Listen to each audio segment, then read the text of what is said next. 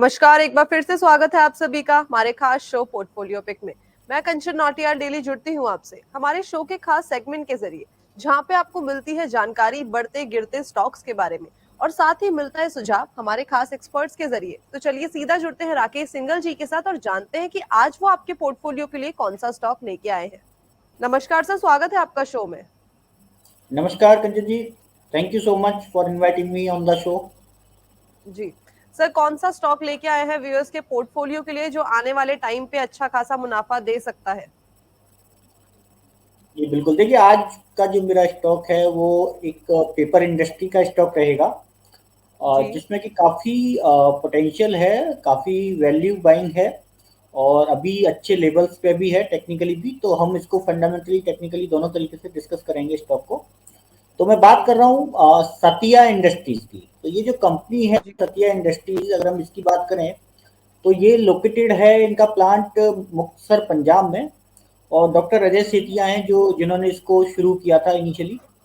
और ये कंपनी जो है लीडिंग वुड और एग्रो बेस्ड पेपर मैन्युफैक्चरर है इंडिया में। इनकी 4 पेपर मशीन्स हैं और इनका 100% इन हाउस पावर जनरेशन है।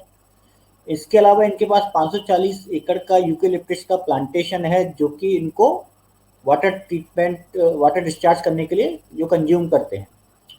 इसके अलावा इन्होंने अपनी कैपेसिटी भी अभी पीछे बढ़ाई है 1000 MTPA की। और इसके अलावा अभी इनका और कैपेसिटी चल रहा है जो कि करीब करीब 2,05,000 मेट्रिक टन का टोटल इंस्टॉल कैपेसिटी हो जाएगा। और इसके अलावा इनके कैपेसिटी चल रहा है जो कि इनके एक नई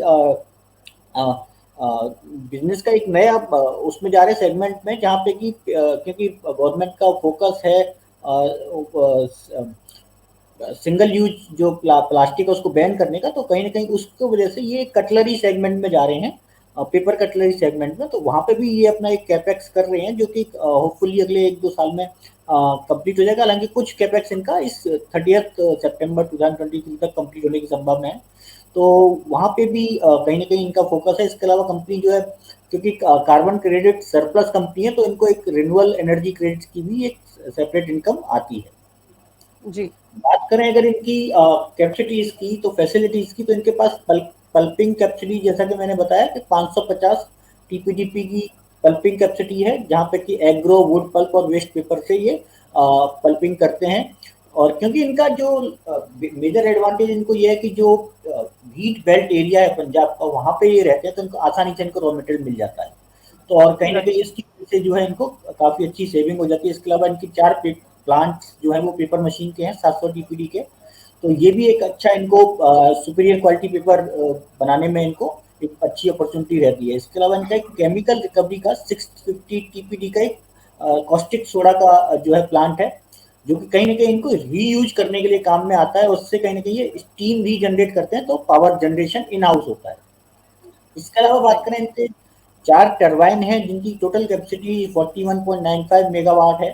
तो कहीं ना कहीं ये 100% सेल्फ सफिशिएंट है पावर, अपनी पावर रिक्वायरमेंट को लेके। इसके अलावा इनको REC कार्बन क्रेडिट्स भी मिलते हैं क्लीन पावर जनरेशन के लिए। और साथ ही साथ एक एडवांटेज इनको ये रहता है कि ग्रिड से जो पावर आती है उसके मुकाबले इनकी जो पावर रहती है वो कहीं ना कहीं कॉस्ट कम्पिटिटिव रहती है, लो कॉस्ट रहती है। तो इसका भी बेनिफिट इनको मिलता है।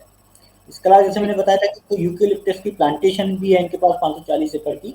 तो उसका ये कहीं ना कहीं इनके लिए उसका यूज ये होगा कि future source of raw material इनके लिए रहेगा।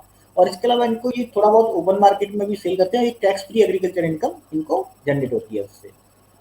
जी जैसे मैंने आपको बताया था कि तो कंपनी आने वाले टाइम में एक नया जो सेगमेंट है प्लास्टिक या स्टायरोफॉर्म कप या कटलरी, उसमें जा रही है। क्योंकि ये फूड पैकेजिंग जो डिलीवरी पैकेजिंग कंपनीज है, जोमेटो, स्विगी, डोमिनोज, ये सब उस फूड टेक प्लेयर्स हैं।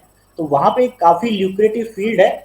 और वहाँ पे इन्होंने कंपनी ने जो है, एक कंपनी है US बेस्ड कंपनी ज्यूम, उनके साथ इन्होंने टाई अप किया हुआ है। तो वहाँ से ये टेक्नोलॉजी ले रहे हैं। तो वहाँ से, और ये जो सेगमेंट है जो पेपर कप जो पेपर जो है, इसका जो सेगमेंट है अगले सालों में 12 से 13% पर एनम की रेट से ग्रो करेगा। तो जिसकी वजह से इनके रेवेन्यू में और मार्जिन में दोनों में ही इम्प्रूवमेंट होगा, साथ साथ प्रॉफिटेबिलिटी में भी इम्प्रूवमेंट होगा। बात करेंगे थोड़े जी से फंडामेंटल्स जो हमारे रीजन्स रहते हैं। Current current market cap 1147 crore है, अभी 115 के रेट पर कंपनी काम कर रही है। और स्टॉक का पी आप देखिए केवल 5.97 है, जबकि इंडस्ट्री का पी अगर देखें तो 16.6 है। तो इंडस्ट्री के पी से 1/3 के पी पे है लगभग कंपनी। रिटर्न ऑन कैपिटल जबरदस्त है, 20.7 का। रिटर्न ऑन इक्विटी 30% का है। डिविडेंड भी कंपनी देती है रेगुलरली 0.17% का, और डिविडेंड यील्ड भी है। और पिछले 5 सालों में अगर देखेंगे तो कंपनी की सेल 24.5% से ग्रोथ की है, और प्रॉफिट 22.9% से ग्रो किया है। तो कहीं ना कहीं इन सब चीज़ों को देखते हुए काफ़ी ल्यूक्रेटिव स्टॉक लगता है। इसके अलावा कुछ रिसेंट डेवलपमेंट इस कंपनी में आए हैं, जिसमें कि इनकी जो रेटिंग है पहले ए थी वो A+ हो गई है विद स्टेबल आउटलुक। तो फिच इंडिया ने इनकी रेटिंग को अपग्रेड कर दिया है। सेकंड थिंग, इनको अभी रिसेंटली कुछ ऑर्डर्स गुजरात और तेलंगाना से मिले हैं। तो करंट ऑर्डर बुक इनकी 24,000 टन की है। इसके अलावा जो मैंने अभी बताया कि आपको कटलरी मशीन की जो इनकी प्रपोज कैपेसिटी है, वो कहीं ना कहीं इनकी 30 सितंबर तक इनकी कमीशन हो जाएगी। इंस्टॉल कर रहे हैं, कमीशन हो जाएगी। तो उसकी वजह जी से इनको एडिशनल रेवेन्यूज आने शुरू हो जाएंगे नेक्स्ट क्वार्टर से। जी। इसके तो अलावा अगर हम फंडामेंटल्स के बारे में सर आपने बता दिया है कि बाकी कंपनी किस सेक्टर में काम करती है और कंपनी की रेवेन्यू जनरेशन किस किस जगह से है वो भी आपने बता दिया है। अब अगर हम कंपनी का शेयर होल्डिंग पैटर्न देखें कि एफआईआईएस की, डीआईएस की, इसमें शेयर होल्डिंग कितनी है, तो वो किस तरीके की है सर इस टाइम पे? हाँ, तो देखिए वहां तक शेयर होल्डिंग की जहां तक बात है, तो अभी प्रमोटर के पास 51.79% है। इसके अलावा एफआई की केवल 0.96% है। हालांकि एफआई की अगर हम शेयर होल्डिंग की बात करें तो पिछले 2 क्वार्टर में एफआई ने अपनी शेयर होल्डिंग बढ़ाई, जो कि कहीं ना कहीं 0.28% थी, अब वो बढ़कर 0.96% हो गई है। डीआई की अभी कोई शेयर होल्डिंग नहीं है, लेकिन इसके अलावा जो पब्लिक में शेयर होल्डिंग है उसमें भी इन्हीं की प्रमोटर्स ग्रुप के ही 2 शेयर होल्डर है। इनकी जो है शेयर होल्डिंग करीब करीब 30% के आसपास आती है। तो ओवरऑल अगर हम देखें तो करीब करीब 80% जो शेयर होल्डिंग है वो स्ट्रॉन्ग हैंड्स में है, यानी प्रमोटर या प्रमोटर ग्रुप के साथ ही है।